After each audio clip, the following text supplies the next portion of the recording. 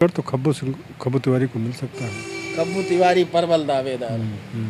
अगर खब्बू तिवारी को ना देकर मान लीजिए बीजेपी दांव खेलती है अभय सिंह के ऊपर, तो क्या लड़ाई होने वाली है? गुप्ता वेद प्रकाश तो एकदम थर्ड क्लास है, वो एकदम किसी काबिल है ही नहीं है, केवल बस धनवान है। उस नाते से जो है उनको गधे के नाम पर बीजेपी वाले जो है वोट दे देते हैं, धर्म के नाम पर। हाँ, और सबसे ज़्यादा दिक्कत ये है कि 5 किलो राशन यही बांट करके जो है गरीब जनता का वोट उनको मिल रहा है। हाँ, मोदी सरकार के नाम पर, जोगी के नाम पर। नमस्कार, मैं हूं राहुल अयोध्यावासी, आप देख रहे हैं हिंदी समाचार। दोस्तों, लगातार इस समय देखेंगे सियासी पारा गर्म है। आपको बता दें कि जब से मिल्कीपुर का चुनाव हुआ है, कहीं न कहीं अयोध्या की चर्चा पूरे भारत में हो रही है। और एक और खबर निकल के आ रही, सूत्रों से बड़ी खबर आ रही है कि विधानसभा जो है, अभी तक अयोध्या में 5 विधानसभा थी, उसके बाद में चर्चा जो चल रही है अब हो सकता है 7 विधानसभा हो जाए या 6 सीट जो है विधानसभा की बढ़ने वाली है। तो कहीं न कहीं जो विधायक हैं, इस बार विधायकों की संख्या भी बढ़ने वाली है। बड़ी बात यह है कि अयोध्या की बात करें चाहे गोसाईगंज की बात करें, यही बात करते हैं गोसाईगंज विधानसभा की। गोसाईगंज विधानसभा जो सीट है वो 2 बाहुबलियों की सीट मानी जाती है। ऐसे में जो चर्चा है गोसाईगंज को लेकर और अयोध्या, बीकापुर, ये तीनों विधानसभा की चर्चा हम करेंगे, क्योंकि लगातार सुर्खियों में बने कुछ नेता लगातार जनता के बीच में पहुंच रहे हैं। और 27 के जो ये देखेंगे रास्ता है अयोध्या विधानसभा से, 5 सीट कौन जीतता है और किसकी बनेगी सरकार, इन मुद्दों पे बात करने के लिए हमारे साथ देखेंगे राजनीतिक विश्लेषण जो है, राजनीतिक मुद्दों पे काफ़ी पकड़ है और जनता के बीच में भी पहुंचते हैं और काफ़ी नेताओं से भी इनकी बातचीत होती रहती है। तो बात करें, जाने गोसाईगंज में किसको मिलने वाला है टिकट, कौन लड़ेगा बीजेपी से और कौन लड़ेगा समाजवादी पार्टी से। वहीं बात करें आपको गोसाईगंज के बाद अयोध्या विधानसभा की। अयोध्या विधानसभा पूरे भारत की सबसे चर्चित सीट रही है। अभी देखेंगे यहाँ पर लोकसभा चुनाव हुआ था, इसमें समाजवादी पार्टी के अवधेश प्रसाद भारी वोटों से जीत हासिल करते हैं। उसके बाद में मिल्कीपुर में उपचुनाव हुआ और मिल्कीपुर में बीजेपी बाजी मारती 61,000 कुछ वोटों से। उसके बाद से 27 की चर्चा लगातार तेज हो गई है। और आप लोग बताना चाहेंगे 27 को देखते हुए, और अखिलेश यादव को 27 का सत्ताधीश बता रहे हैं कुछ लोग, और अखिलेश यादव खुद भी कह रहे हैं 27 के सत्ताधीश होने जा रहे हैं। और उसके बाद आप देखेंगे महाकुंभ की चर्चा हो रही, महाकुंभ पे भी सियासी पारा गर्म है। आपको बता दें महाकुंभ जो 144 साल बाद आया था, 144 साल बाद ये महाकुंभ जो है इतिहास दर्ज कर दिया। अभी तक आपको बता दें 65 करोड़ श्रद्धालु स्नान कर चुके हैं। एक तरफ अखिलेश यादव, एक तरफ आप देखेंगे लालू प्रसाद यादव, एक तरफ देखेंगे ममता बनर्जी जो कि पश्चिम बंगाल की मुख्यमंत्री हैं। तरह तरह के उनके बयान भी चल रहे हैं। उसके बाद में बात करेंगे अयोध्या की। अयोध्या में 27 में जो चुनाव है उसको देखते हुए वेद प्रकाश गुप्ता यहाँ पर 2 बार विधायक हो चुके हैं और मैदान में 2 कैंडिडेट हैं। एक तेज नारायण पांडे, पवन पांडे जो कि समाजवादी पार्टी के गद्दावर नेता हैं, वो भी मैदान में है और लगातार जनता के बीच में एक्टिव भी रहते हैं। जो सच्चाई है वो आपको बता रहे हैं, क्योंकि जनता के बीच में हमेशा एक्टिव रहना, आप देखेंगे तो वेद प्रकाश गुप्ता के ऊपर एक बड़ा आरोप लगता है कि वो कहीं जाते नहीं, शहर से बाहर नहीं निकलते हैं।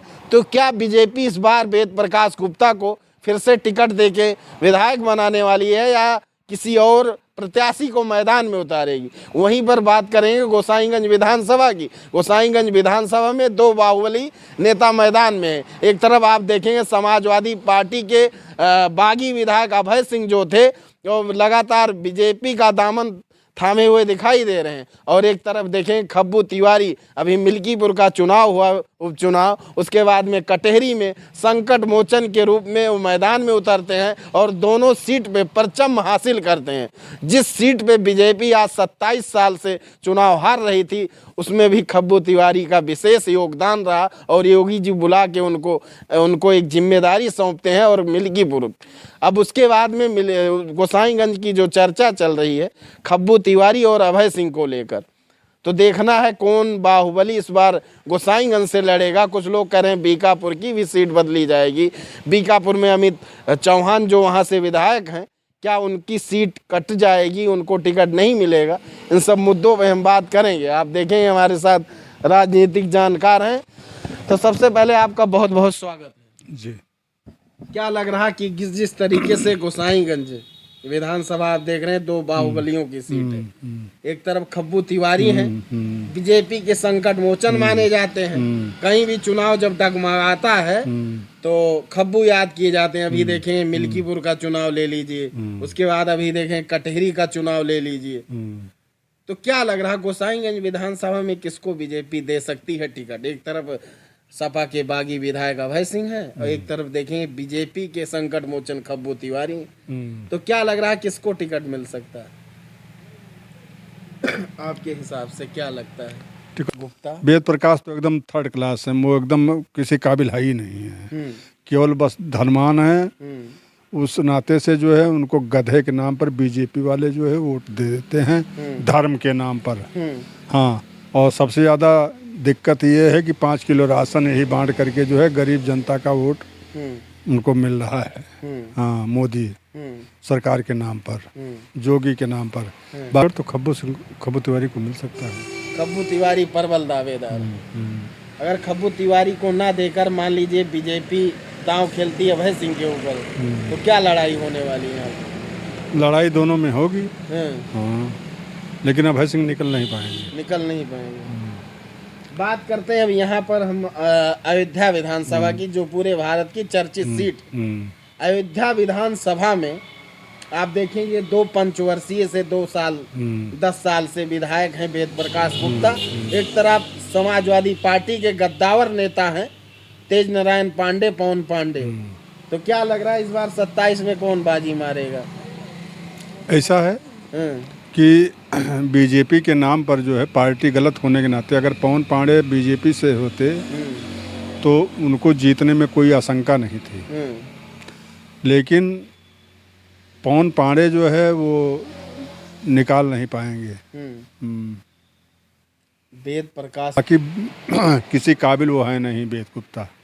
हाँ, समाज सेवा करने काबिल। कभी जनता कुछ नहीं, कोई मतलब नहीं है ना किसी के, कोई मतलब नहीं निमंत्रण में, कुछ नहीं, कुछ नहीं। 2 पंचवर्षीय योजना हुआ, 10 साल से विधायक होते आ रहे हैं। किसी गरीब जनता के बीच में दुख दर्द में वो आए ही नहीं, वैसे भी नहीं आए। जीतने के बाद अपना प्रचार प्रसारण भी नहीं करते हैं वो, केवल वो बीजेपी के नाम पर जो है, धर्म के नाम पर जो है, धनवान होने के नाते जो है उनको जीत रहे हैं। बाकी ऐसी कोई बात नहीं है। हाँ, कि वो इलेक्शन जीत लेंगे। अब की तो इलेक्शन उनको वेद प्रकाश को बड़ा टपकल है निकालना। ऐसे में एक चर्चा और चल रही महाकुंभ को लेकर। 144 साल बाद ये महाकुंभ है और इस पे भी सियासी पारा गर्म है। एक तरफ राजनीति हो रही है। महाकुंभ को किस नजरिए से आप देखते हैं? महाकुंभ में 65 करोड़ लोग स्नान कर चुके हैं। तो क्या इसमें राजनीति होनी चाहिए? राजनीति करना अच्छी बात है उसमें। तो आप देख रहे थे, लगातार आपको बताए यहाँ से कौन प्रत्याशी 10 साल से देखेंगे तो वेद प्रकाश गुप्ता बीजेपी से यहाँ विधायक हैं। उसके बाद में आप देखें एक तरफ तेज नारायण पवन पांडे जी हैं जो कि समाजवादी पार्टी के गद्दावर नेता हैं और लगातार वो एक्टिव नेता हैं। बात करें एक पंचवर्षीयों में 2012 में पवन पांडे, तेज नारायण पांडे चुनाव जीतते हैं। उसके बाद में विधायक बनते, मंत्री बनते हैं और देखेंगे चारों तरफ रोडों का भी भरमार लगाया उन्होंने। विकास के नाम पे उन्होंने बहुत अच्छा काम किया, लेकिन कहीं न कहीं पार्टी के नाम पे कुछ कमियां ऐसी रह जाती हैं जिसकी वजह से उनको हार का सामना करना पड़ता है। ऐसे में आप लोगों को क्या लगता है? ज़रूर अपनी राय व्यक्त करें और मिलेंगे ऐसे नए कवरेज के साथ, नए विश्लेषण के साथ। तब तक के लिए आप सभी का धन्यवाद। जय हिंद, जय भारत।